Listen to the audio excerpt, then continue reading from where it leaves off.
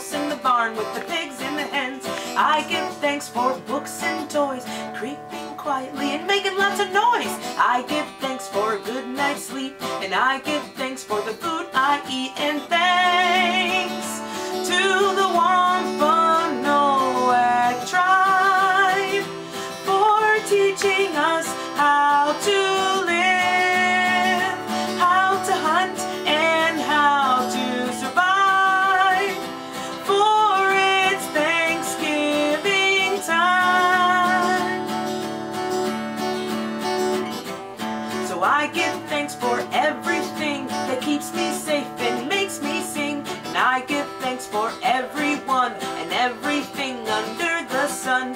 Teachers, parents, schools, and rules, and all the things that give us tools.